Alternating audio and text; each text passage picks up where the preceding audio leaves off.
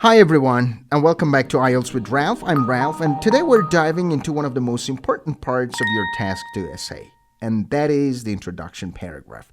Now, I know what you might be thinking right now. It's just the beginning. Why stress about it so much? Well, let me tell you something. Your introduction can make or break your essay. So, it's the very first thing the examiner reads. It sets the tone. It shows them whether you understand the question, whether you know how to organize your ideas, and whether you can write clearly and academically, right? So in fact, a strong introduction instantly tells the examiner this candidate knows what they're doing. But a weak one, it can confuse the reader, or worse, lower your score before you've even started your main ideas. So you can think of your introduction like the entrance into a building. If the entrance is messy, unclear, or confusing, no one wants to keep walking inside. But if it's clean, well-designed, and clear, you've already made a great first impression. So in this video, I'm going to show you exactly how to write a clear, effective, and high-scoring introduction. We'll go over the structure step by step, look at sample sentences, and I'll even show you real mistakes that students make and how you can avoid them. So ready to start writing smarter? Let's go. So first of all, you should know that you have to spend around 5 minutes on introduction, and your introduction should be about 3 sentences. So it consists of 40 to 50 words. So what is the structure of our introduction? The first sentence of your introduction is general statement. So you give general statement. We'll talk about it more. Your second sentence is to paraphrase question statement. And your last sentence, and of course, the most important sentence in your essay is thesis statement. All right, which is your position and the main ideas. So sometimes main ideas, depending on the question type, is not included. All right, so now let's just start with writing a general statement. What is general statement? Guys, there are 3 ways that we can write a good and well-organized general statement. So first, let's take a look at this sample IELTS Task 2 question. Some people believe that unpaid community service should be a compulsory part of high school programs, for example, working for a charity, improving the neighborhood, or teaching sports to younger children. To what extent do you agree or disagree? This is a sample IELTS question. So we have 3 methods or 3 ways to write the general statement. The first one is why the topic is important. So you can state why the topic is important. For example, regarding this question that we had, we can write something like this, why this topic is important. For example, this is a sample general statement that refers to this question. Every nation needs citizens who display social commitment and actively work to improve the community for the welfare of its residents. So you see, here I'm pointing out the importance of this topic. What is the topic? Unpaid community service that should be compulsory. So I talk about the importance of this. Another way that you can write your general statement is to write about recent development in this topic, So I'm talking about unpaid community service that should be compulsory. So if the main topic of the question is unpaid community service, so I can write something about recent development in this topic. So what's that? This is an example.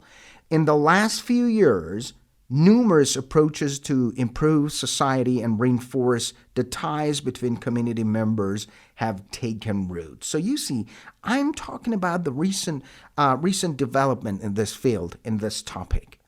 All right? And the third way that I can write about general statement is to write about the impact of topic on daily life or society. All right, so referring to community service, if we want to talk about its impact on daily life or society, we can write something like this. Volunteer work directly benefits the society by increasing the productivity of its residents and imparting valuable life skills. So you see, here I'm talking about the impact of the topic on people's lives or on society. So this is another way. So all in all, there are three ways that we can choose either of them to write a very good and well-structured and well-organized general statement. Now, there are some phrases to start our introductions. So you have seen them in so many IELTS Task 2 essays. For example, many or some people claim or opine or believe that, and the rest of the sentence.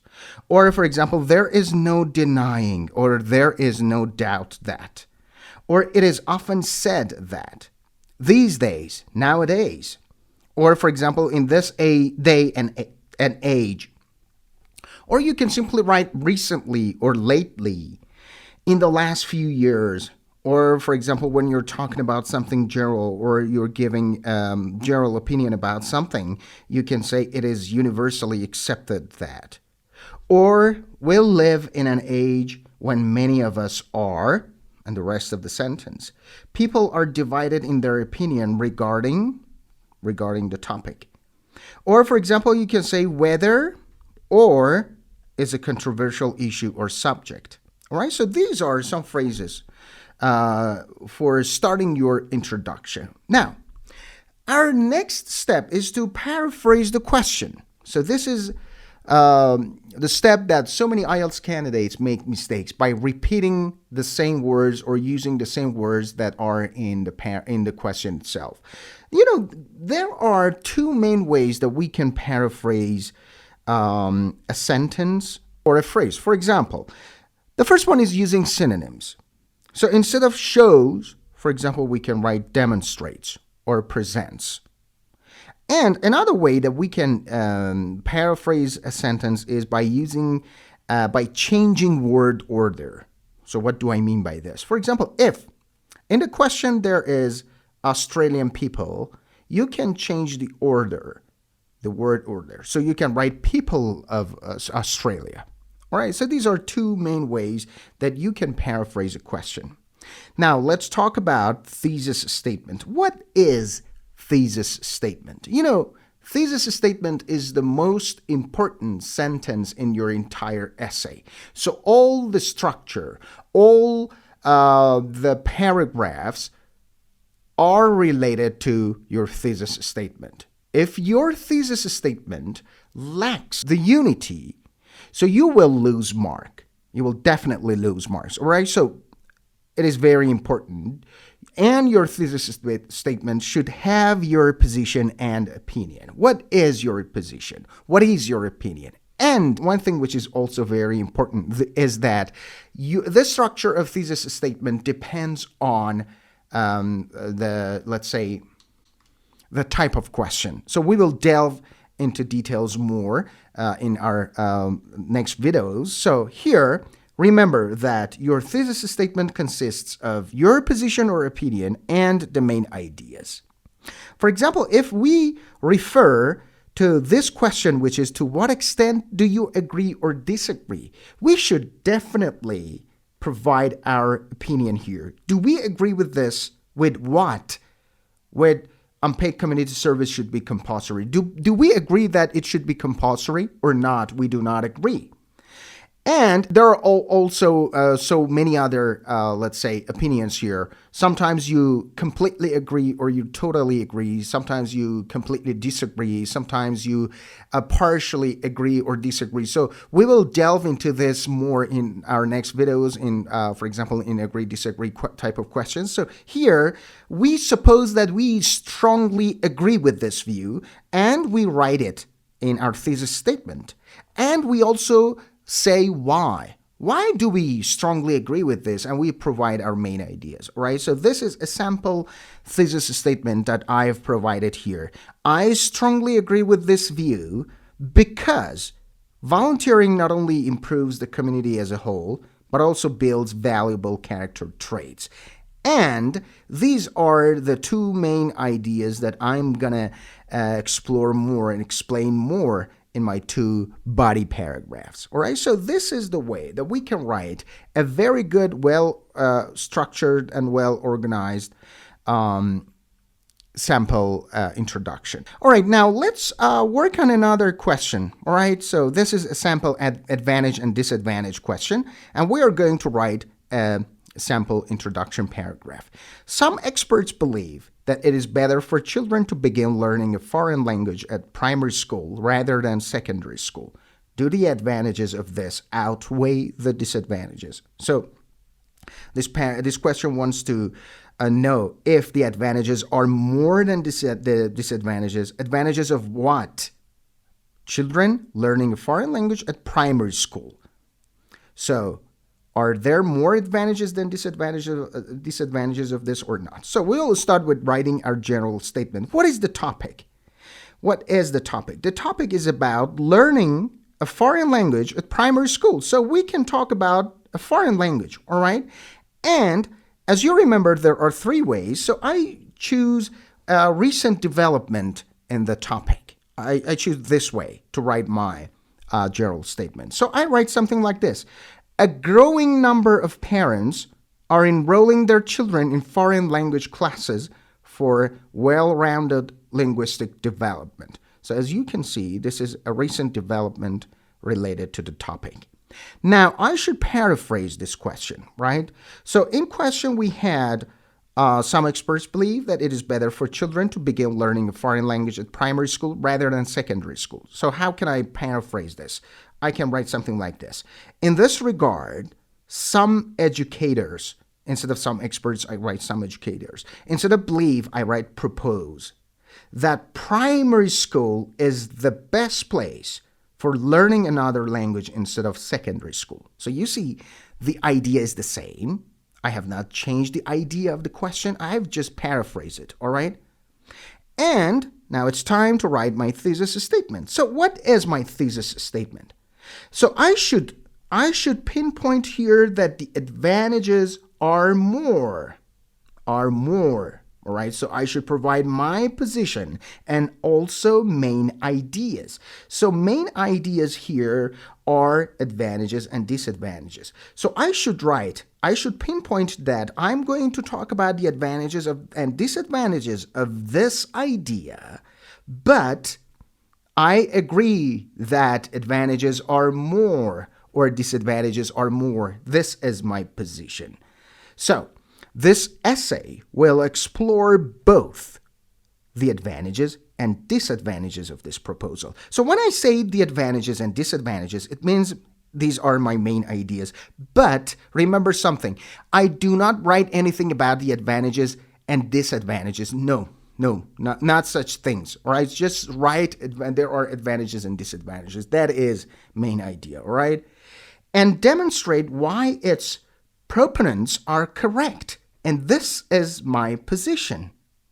This is my position. Proponents of what? Of primary school. So I think that the advantages are more, all right, by writing something like this. Now let's work on another introduction.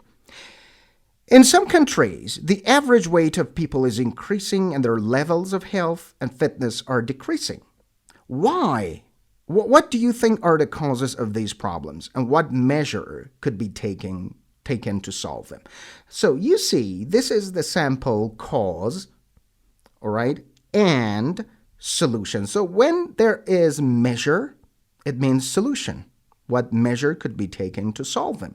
What do you think are the causes of these problems? So this essay is about cause and solution, all right? And what is the topic? In some countries, the average weight, so it is the average weight of people is increasing and their levels of health and fitness are decreasing. So it is talking about weight increasing and levels of health decreasing, right? So it's time to write my general statement. As you remember, there are three ways, and here I'm going to use to write why the topic is important. Why the topic is important, all right? So I write my general statement something like this.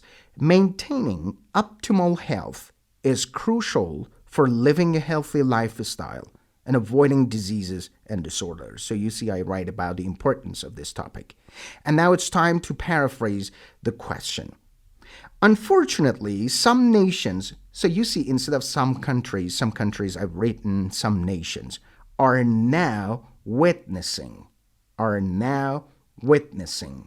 an increase in the average weight of their population. So instead of people, I write population.